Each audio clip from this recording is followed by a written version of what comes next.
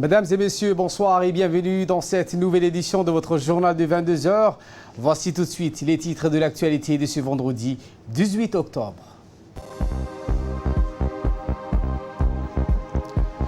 Le président de la République, Ismaël Omar Guelleh, a regagné la capitale hier soir suite à sa participation à une visite officielle de 48 heures à l'invitation de son homologue guinéen Alpha Condé. Et dans l'actualité internationale, cette quatrième nuit de colère et d'affrontement au Catalogne. Voilà pour les titres. Merci si vous nous rejoignez sur Télé Djibouti. Le chef de l'État, Ismaël Omar Guelleh, a regagné hier soir dans la nuit de jeudi à vendredi le pays à l'issue d'une visite officielle de 48 heures à l'invitation de son homologue guinéen, le professeur Alpha Condé, où il a effectué en République du Guinée. Le président Guelleh a été décoré de la plus haute distinction, l'insigne de Grand Croix de l'Ordre national de mérite. En vigueur dans ce pays, le chef de l'État djiboutien avait reçu 7 médailles dans le cadre d'un dîner de gala que son homologue guinéen avait offert mercredi soir en son honneur et celui de l'importante délégation qui l'accompagnait. Je vous emmène à Mogadiscio en Somalie où le ministre de la Communication chargé des postes et des télécommunications, Redouane Abdillahi Bahdan, s'est rendu dans le cadre d'une mission de travail dans la République fédérale de la Somalie accompagné de l'ambassadeur de la République du Djibouti, Adan Hassan Adan. Le ministre de la Communication a rencontré son homologue somalien, Mohamed Abdi. Le ministre a visité les locaux de la radio-télévision de Mogadiscio, le futur théâtre de la ville en état de finalisation. Les discussions ont également été axées sur l'état d'avancement du projet DER, ce projet phare qui fera de Djibouti le nœud de connexion de la région, mais aussi pour les longs termes, un hub international de télécommunications dans la région. Ce projet consiste à interconnecter deux principaux hubs de télécommunications en Afrique de l'Est, à savoir Djibouti et Mombasa au Kenya. Deux branches d'interconnexion secondaires permettront de relier le tronc principal du système avec Mogadiscio et Bosaso en Somalie. Le ministre somalien de la Communication, Mohamed Abdi, a remercié le chef de l'État, Ismaël Omar Guelleh, le gouvernement djiboutien et le peuple djiboutien qui œuvrent inlassablement jours et nuits pour la nation sœur, la Somalie.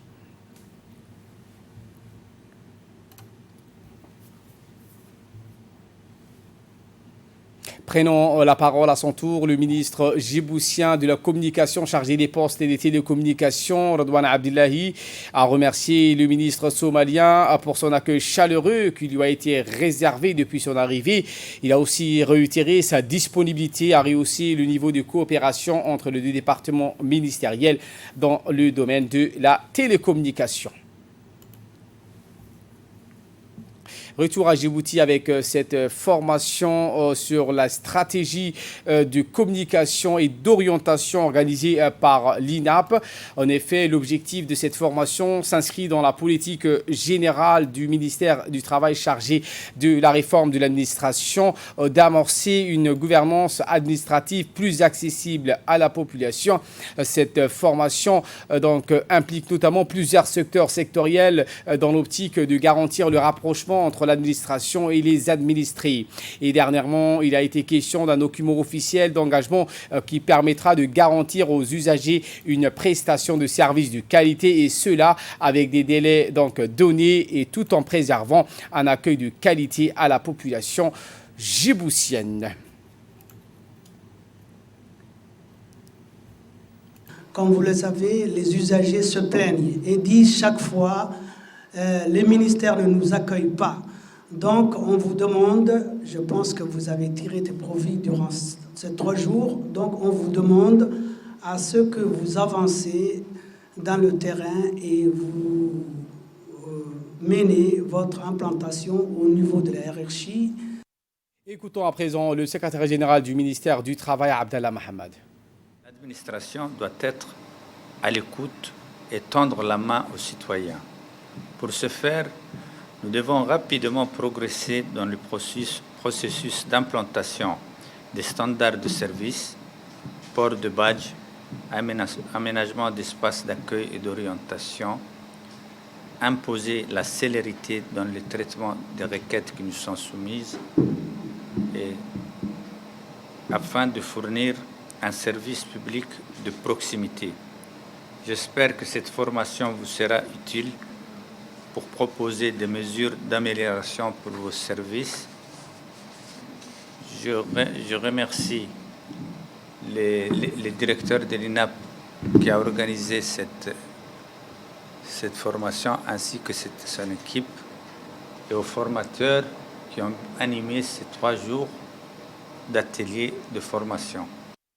Social à présent ou dans le cadre du programme de développement et de cohésion sociale, le réseau national de solidarité a organisé une formation au conseil du quartier de Cité Nassib et Cité Stade en jumelage en vue de renforcer leurs compétences pour leur permettre de réaliser des programmes dans leurs quartiers respectifs. Cette cérémonie de clôture était un moment important pour permettre aux conseillers de renforcer leurs compétences afin de mieux être à l'écoute des habitants de leur quartier. Le réseau national de solidarité est un dispositif qui dynamise le vivre ensemble de la communauté, la solidarité de voisinage, la citoyenneté locale, le lien social. Une initiative qui favorise également la participation à la vie du quartier, les échanges et la convivialité avec un objectif, venir en aide à la communauté locale, besoin d'achat matériel. Dans une brève allocution, Youssouf Nouhou s'est exprimé en tenant à féliciter les conseillers pour leur leadership.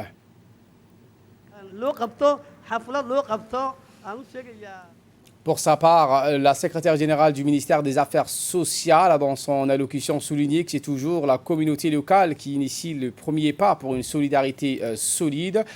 Quant à donc M. Guélé Idriss Omar, qui était l'invité de marque, il a mis en exergue que ce programme de développement et de cohésion sociale avait pour but de développer le partenariat entre les conseils de quartier en vue de renforcer l'unité nationale en tissant des relations d'amitié et de coopération entre eux. Prise des contacts avec la population et les différents responsables de la ville d'Arta. Mohamed Cheikhou Hassan, nouveau préfet de la région d'Arta, était ce matin en déplacement à l'Académie militaire interarmée d'Arta, l'AMIA, accompagné de M. Elmebouh Goudadé, président du conseil régional, et de M. Mohamed Fouzi Ahmad, premier adjoint et des cadres de la préfecture, a été reçu par le colonel-major Mohamed Ali Oufsié, directeur général de l'AMIA.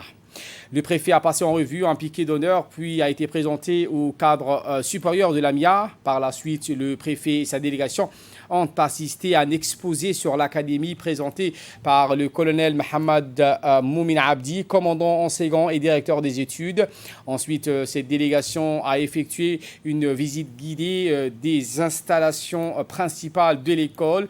À l'issue de cette journée mondiale, une activité de plantation d'arbres a eu lieu également au sein de l'AMIA, à savoir que ce thème de plantation d'arbres a choisi au niveau national, qui a été lancé par le président Guélé, Adam Eljo, sous-préfecture de la région d'Arta. Au terme de cette visite, l'ensemble de la délégation et des cadres de l'AMIA ont été conviés à un repas offert par le colonel-major Mohamed Ali Oufsié, directeur général de l'AMIA, au terme duquel le préfet a prononcé un mot de remerciement à l'ensemble du cadre en exprimant sa volonté à faire de son mieux pour l'épanouissement de cette grande école dans l'optique de devenir une école internationale à vocation régionale.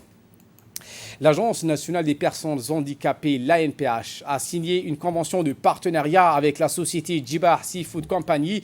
En effet, cette convention de partenariat a été paraphée par le directeur général de l'ANPH, de Ali Saïd Mahmoud, et le gérant de la société Djibah, Timothy McGovern. Les deux hommes ont longuement discuté de la situation de l'employabilité des personnes handicapées. Le directeur de l'Agence nationale des personnes handicapées a souligné que dans le cadre de la promotion de l'insertion professionnelle et de l'employabilité des handicapés, le secteur privé joue un rôle important. La société Djibah emploie 6 personnes handicapées et compte augmenter dans les années à venir, a-t-il martelé. En dernier, le directeur de l'ANPH a remercié le gérant de Djibah, M. Timothy McGovern, pour cette collaboration, ainsi que les deux Djiboutiens actionnaires de la société, respectivement M.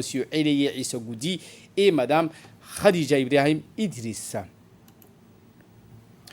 semaine de la science au Palais du Peuple, où une discussion de panélistes s'est tenue au Palais du Peuple consacrée aux femmes scientifiques djiboutiennes. Le but étant de mettre en lumière les travaux des femmes scientifiques djiboutiennes dans la sphère académique, que cela soit des chercheurs, des médecins, ingénieurs et enseignantes. Ce panel avait pour objectif de poser les premiers jalons des défis et des opportunités que rencontrent les femmes djiboutiennes dans le domaine des sciences, la technologie, l'ingénierie, les mathématiques, connues de son acronyme le STEM. Cela a été l'occasion également de rassembler les jeunes étudiantes et les scientifiques pour valoriser les femmes dans le domaine de la science, mais surtout d'inspirer et de motiver les jeunes scientifiques à poursuivre leurs études. Et dans le cadre de la politique de lutte contre la désertification de l'environnement en proie à des sécheresses accentuées, le ministère de l'Agriculture, de l'eau, de la pêche, de l'élevage et des ressources halieutiques a entrepris une campagne de plantation de 100 000 arbres. Cette campagne a vu la participation de l'ensemble des gouvernements et des institutions étatiques, car l'environnement est l'affaire de tous. Dans cette lancée, les forces armées djiboutiennes, avec à sa tête le général du corps d'armée, Zakaria Cheikh Ibrahim, chef d'état-major général des armées, n'ont pas manqué à l'appel. Ainsi, c'est plus de 400 militaires, hommes et femmes confondus, qui ont participé à cette journée hautement symbolique. Ces militaires ont été déployés le long de la route de l'aéroport, avec pour point de départ la cité militaire de Gabod 1 pour se terminer au carrefour d'Ambouli. Une opération complexe mais vitale pour la planète a nécessité beaucoup de travaux et de temps, tout en mettant l'accent sur l'implication individuelle. Préserver l'environnement est un acte citoyen, responsable et écologique ayant un impact conséquent sur le changement climatique. Les arbres non seulement stockent du CO2, mais ils ont également beaucoup d'autres avantages pour le climat. Leurs racines proviennent de l'érosion des sols, leurs canopées nous offrent de l'ombre, leurs feuilles se décomposent en nutriments bénéfiques aux plantes qui alimentent le bétail. Les arbres offrent également donc un habitat pour nombre d'animaux, produits essentiels à nos modes de vie et nos économies. Plantation également pour les gardes-côtes djiboutiennes dans le cadre de la journée mondiale de l'alimentation et du projet des plantations de 100 000 arbres placés sous l'égide du chef de l'État, Ismaël Marguilé. La garde-côte djiboutienne a pris part aux côtés du ministère de l'Agriculture, de l'eau, de la pêche, de l'élevage et des ressources halieutiques cette opération des mises en terre des arbres. Ainsi, les gardes-côtes djiboutiennes a œuvré sans relâche le long du corridor de la route de Doralé afin de préparer les trous devant accueillir les arbres.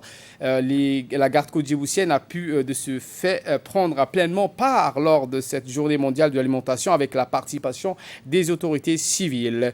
On peut donc signaler notamment la participation de Mme Filsan Douxi Boulalé, directrice de la société Illico, qui confectionne des produits de maroquinerie à Djibouti et qui est tenue à honorer cette initiative nationale qui vise donc à protéger l'environnement et lutter contre les effets du réchauffement climatique. Le MENFOP, pour sa part, a organisé cette opération de grande envergure de plantation d'arbres dans tous les établissements scolaires du pays. Des milliers d'élèves et d'enseignants à travers tous les établissements scolaires du pays se sont donné la main très tôt dans la matinée pour creuser puis planter les racines et les troncs des arbrisseaux de la famille de Moringa dans les cours des écoles primaires, moyennes et secondaires. Le Moringa a été retenu car c'est un arbre de vie à la croissance rapide et aux fleurs odorantes et aux fruits très nutritifs. Pour le MENFOP, il s'agit d'inculquer à travers cette opération d'ampleur nationale un esprit de préservation de l'environnement et de lutte contre la désertification.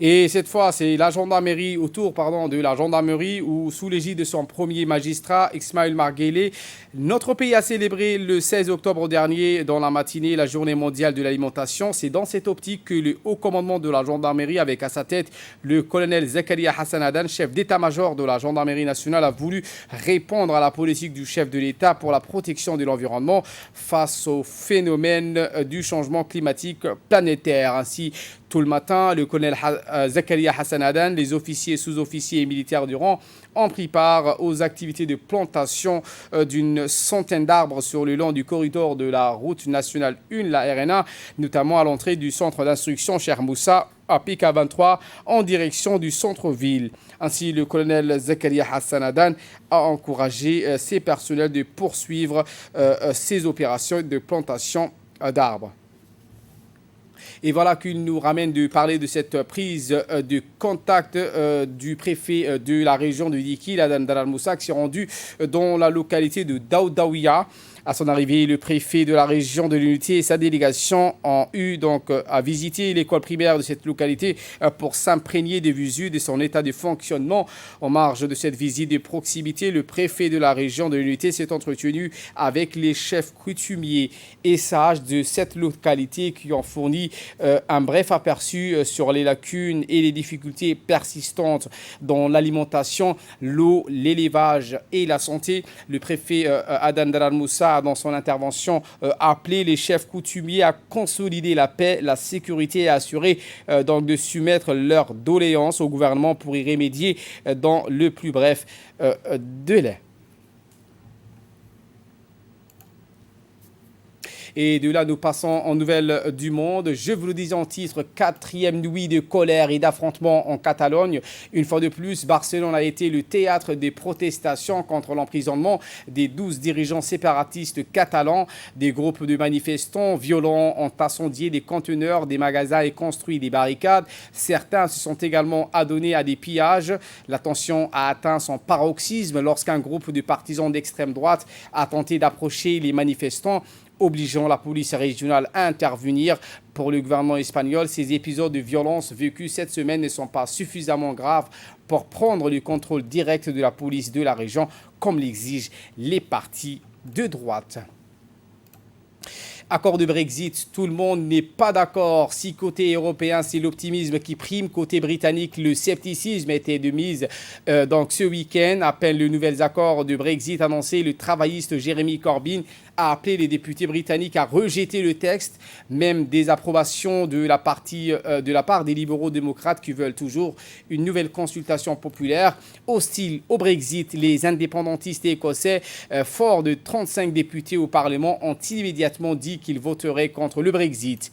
Mais directement concerné par les négociations sur la frontière nord-irlandaise, c'est le parti unioniste dont les 10 votes comptent beaucoup pour le gouvernement qui a rejeté ce nouvel accord. Pour Boris Johnson, le seul espoir viendra des éventuels députés rebelles de l'opposition et des conservateurs exclus du parti pour n'avoir pas soutenu le gouvernement au bon moment. Les prochaines heures vont être décisives à Londres. Voilà donc pour l'essentiel de ce 22h. Merci à vous de nous avoir suivis et très bon suivi des programmes sur Télé Djibouti.